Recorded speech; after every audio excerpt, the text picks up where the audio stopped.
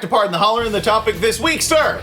Our Come on game of the week is USC UCLA, and the question at stake is, who's the bigger dick here, Lane Kiffin or Jim Mora? I'm going to go ahead and say Lane Kiffin on this because not only did he ride the nepotism train into the business, he's probably going to take it out because his dad's a defensive coordinator. So advantage Lane Kiffin. I'm going to go with Jim Mora because his dad once said something about the playoffs. Using murder as a recruiting point. Jim Mora, advantage you because you actually said that no one gets murdered blocks off the UCLA campus, implying that USC was a dangerous place. But you didn't go all the way, and when there was an actual murder at USC, you sort of walked it back a little bit.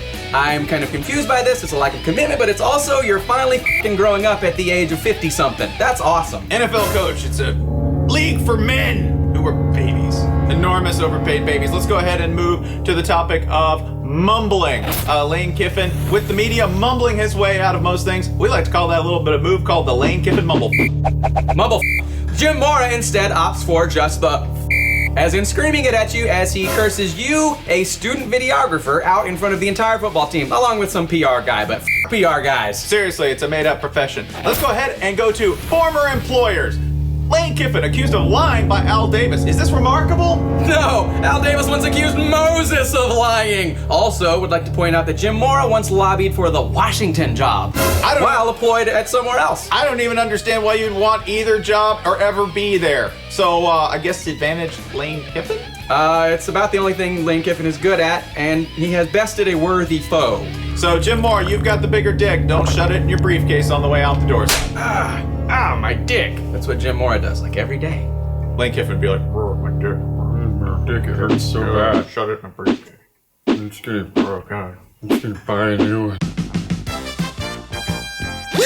Time for You Got Burger Mail. Oh, yeah. Okay. From Optimal Adrian, are obesity rates in the South responsible for all Pac-12 officials looking like uber nerds by comparison to SEC ref? Dude, I think it's just that all those Pac-12 refs are on that Bane workout and eating straight paleo, bro. Ryan M., what coach would you want to rip a headset off of your skull? Ooh, I'm gonna go with Coach Halle Berry. I need a little more strength in my workout routine. I'm gonna opt Serena Williams. You're welcome. Next up from Matt Brockway, will Phil Jackson coach Tennessee football to 11 wins and a higher state of consciousness? Two things. One, Phil Jackson can do anything because he did it with Will Perdue at center. Go Doors!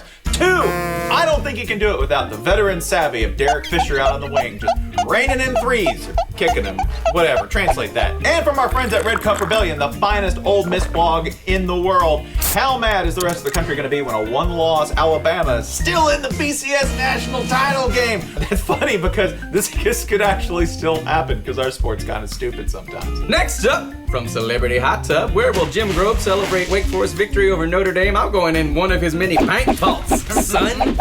Going in the club, making it rain, because Jim Grove makes $2.6 million a year to coach football at Wake Forest. From Bobby Big Wheel, can we make Bama losing a national holiday? Actually, Bobby, it already is. It happens every other year, just like Hanukkah. Actually, it happens every year. You've been listening to too much Fine Bomb, sir. Finally, from Dan Devine. But how will you compete in the SEC, Coach Sumlin? Oh, with ease and a swiftness. And they'll probably do a lot better than West Virginia did in their first year in the Big 12. Sorry, Dan. Sorry about that, Dan. She's a harsh mistress, and she doesn't always use the padded crop. Time to pick a football game. Oregon, Stanford. Bookkeeper, what's our line? I'll give you 6 1/4. 6 1/4. Oregon favored by 6 1/4. That's awesome because they don't really have a defensive line, and Stanford can run for like 200 yards on anybody. Oregon's still gonna win by more than 6 1/4. Go Duck Dogs! My friend, I am going to Riverside you because the advantage of Oregon's defensive line, which is not an advantage actually, they're really injured, against Stanford's offensive line, I think they're going to run on them all day. I think they're going to pressure Mariota. Also, I like people with money. So, woo, Stanford Cardinal! War Damn Venture Capital! No. 30 million? Hell Moon, you got some real money. I didn't get into this business to play with pocket change.